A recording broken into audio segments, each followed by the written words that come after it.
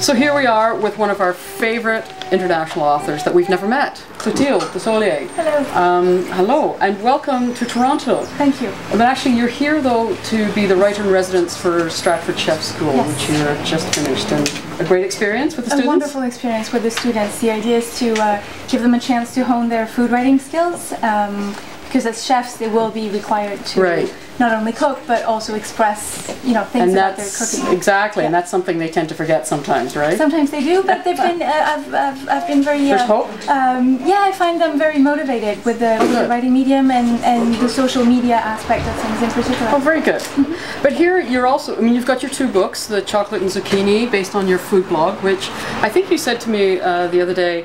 You were one of the first 12 food bloggers in 2000. 12 is kind of an estimate. But yeah, but that's amazing. Mm-hmm. And now there's how many? I think it's in the tens of thousands. If not hundreds of thousands. I mean, everybody loves to write about food. Yeah, yeah. But this is why you're here, The Art of French Baking. Yes. Now, this is the second book you've edited for Phaidon. From the same author. But tell me about the process of editing a book. Now, how old is this book originally?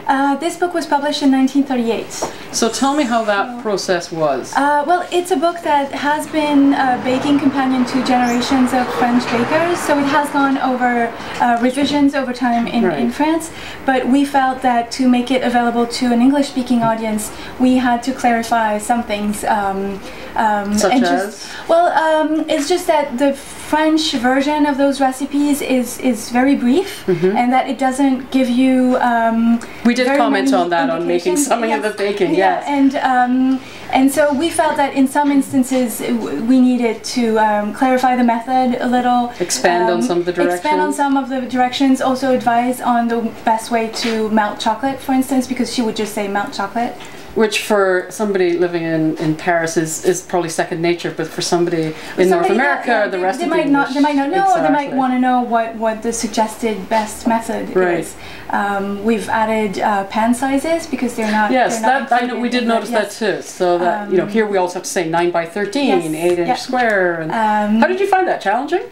It's a very interesting mission. The idea is to make it more accessible but still keep the original spirit, because those are recipes that break things down in easy but few steps. Right. And we felt that the idea was to keep that approach, the kind of being able to read the recipe at a glance rather than have them develop over several pages.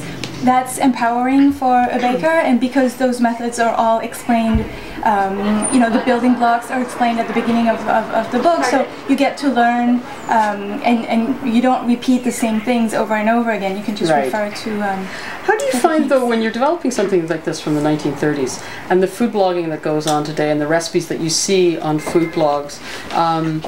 Credibility is a huge part of recipes on the internet and on blogs. And how do you find that as well in your own writing for the food blog, your Chocolate and Zucchini? Well, for the food blog, I think credibility is just built over time, because people, try your recipes, find that they work, that they're to their taste, that if they have questions, they come to you and you answer. So there's kind of a... And do they? Do they send you lots of emails? They do. Yeah. I have a good ongoing conversation with readers, and sometimes they have questions, they want clarification, so I do you use them to test recipes when you're doing a book too? Do you sort of send I have recruited recipe testers through your followers? Through my blog. I'm working on a new book now about cooking vegetables. Oh, excellent. So that's the zucchini part now, yes. right?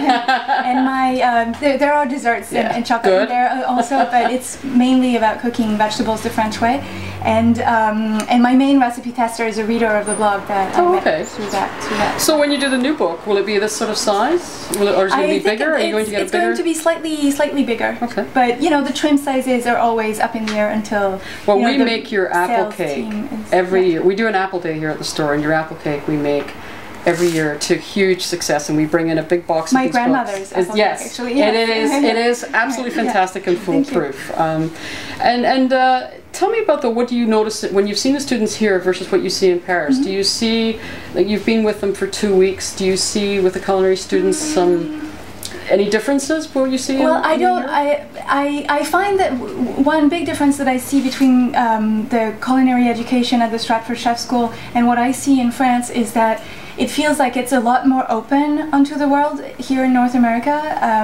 I feel that they're really exposed to guest chefs who are, you know, young and energetic and creative, and it sounds like they get something that's a lot more diverse than what the French culinary. Do you find the French much more insular then? It's very classical. Yes. And really, when you're studying cooking in France, you will learn most of, you know, the valuable stuff by working in other people's kitchens. You know, those basic techniques are great, but it's nowhere near. You know, if you just cook those things that you learned in school, you know, people will not flock to your restaurant. What food blogs do you follow? Oh, I have I have dozens and dozens, but I do have a links page on my, website, which I maintain, and so you can go and check it out. Follow those. But in general, I look for voice and original content. And as long as you have that, you know, I'll read your work. You said something the other night when you were giving a public lecture about the 10 points. The one I thought was most intriguing was admit when you don't know something, which I thought was really, it's a tough thing for people to do. But I feel that a food blog is really, a blog in general is about being someone who's speaking from their own point of view. So why pretend that you know? It's fine to say I didn't know, so I asked, so I researched, so I tried. I failed, but I learned my lesson, and this, you know, and I'm sharing this with you. I feel that it just has a lot more value than pretending to be a know-it-all. Because you're going to get shot down pretty quickly, aren't you? That, and also because you will find people who are at the same stage of their learning process as you are, and they will feel encouraged and inspired, and they will learn along with you. So, do you have any more you're going to work on editing or translating? At this point, this is the latest project, and so then your own book. And then my own book, yes. Well, I do hope you'll come back. I hope I will. And I'm thrilled that you've been here today. Thank you very much. Thanks. Thank you.